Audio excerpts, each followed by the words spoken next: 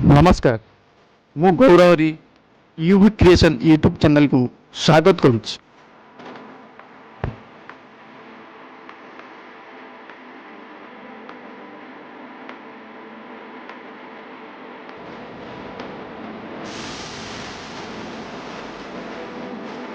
भीमकुंड जे कि मयूरभंज जिलार एक प्रसिद्ध जलप्रपात और बनभोजी मनोरम स्थान।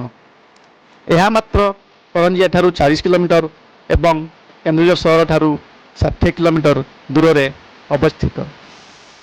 एठारे दुईटी झरणा अच्छी जहाँ को बड़ कुंड और सान कुंड नाम नामित। सबुठु आश्चर्य कथा बैतरणी नदीर पानी कुंडे पड़ा पर अदृश्य होता है। पाखापाखि 9 किलोमीटर दूर में पुणी पानी दृश्यमान होता है।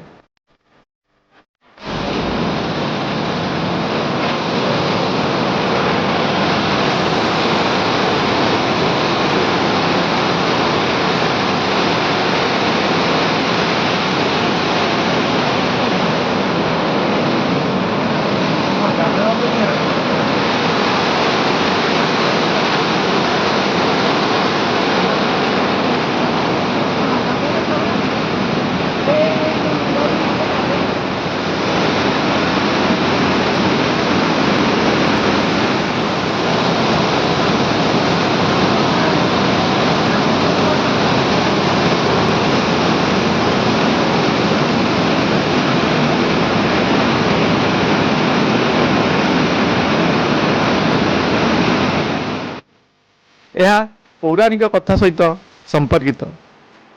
यह केन्दुझर और मयूरभंज जिलार सदर महाकुंभा अवस्थित। यही भीमकुंडटी बैतरणी नदीर कूल अवस्थित।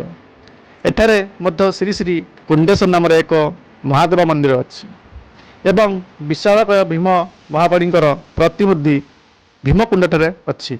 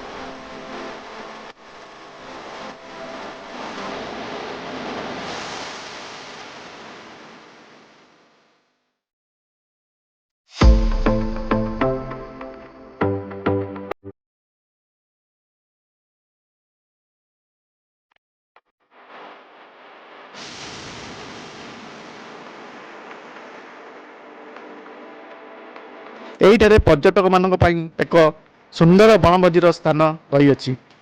प्रतिवर्ष मकर संक्रांति जहाँकि जनवरी मासरे पड़े एठारे मकर मेलार आयोजन करा जाए एवं एथिरे लक्षाधिक लोक यही कुंडे बुड़ पकाई कुंडेश्वर महादेव को दर्शन कले समस्त पाप नाश हुए बोली विश्वास रही।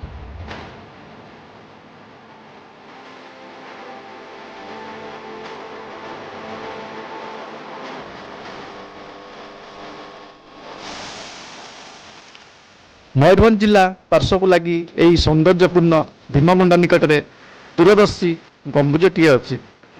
किंवदंती अनुसार जितेबले भीम जी कि द्वितीय पांडव नाम नामित तांकर अज्ञात वनवास समय यही बाट दे जाउथिले से यही कुंडरे तांकर स्नान संपूर्ण करिथिबारु यार नाम भीमकुंड नाम नामित।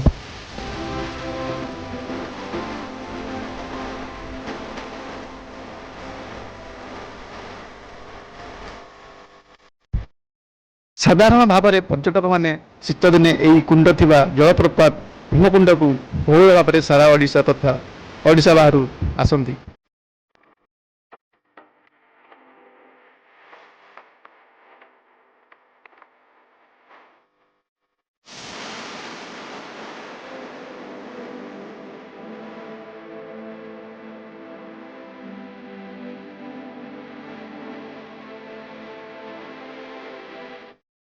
ଭୀମକୁଣ୍ଡ ପାଖରେ ଏକ ପିକନିକ୍ ସ୍ପଟ୍ ମଧ୍ୟ ରହିଛି। ଭୀମକୁଣ୍ଡକୁ ବହୁତ ଟୁରିଷ୍ଟ ଲୋକ ଆସନ୍ତି ପିକନିକ୍ କରିବା ପାଇଁ। ପ୍ରାୟତଃ ଶୀତ ଋତୁରେ ସମସ୍ତେ ଆସିଥାନ୍ତି। ଆଉ ଭୀମକୁଣ୍ଡ ୱାଟରଫଲ୍ ମୟୂରଭଞ୍ଜ ଡିଷ୍ଟ୍ରିକ୍ଟର ଗୋଟେ ବେଷ୍ଟ ଟୁରିଷ୍ଟ ପ୍ଲେସ୍ ଭାବରେ ନାମିତ ମଧ୍ୟ ହୋଇଅଛି।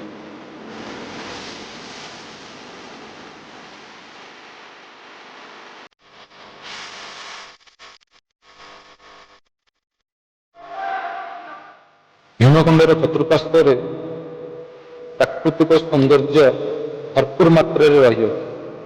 ତେଣୁ ଆପଣମାନଙ୍କୁ ବି ଅନୁରୋଧ, ଆପଣମାନେ ବି ଆସନ୍ତୁ ଏବଂ ପ୍ରକୃତିର ସୌନ୍ଦର୍ଯ୍ୟକୁ ଉପଭୋଗ କରନ୍ତୁ। ତାପରେ ମୋର ଚ୍ୟାନେଲକୁ ଲାଇକ୍, ସେୟାର ଆଉ ସବସ୍କ୍ରାଇବ୍ ମଧ୍ୟ କରନ୍ତୁ। ଧନ୍ୟବାଦ।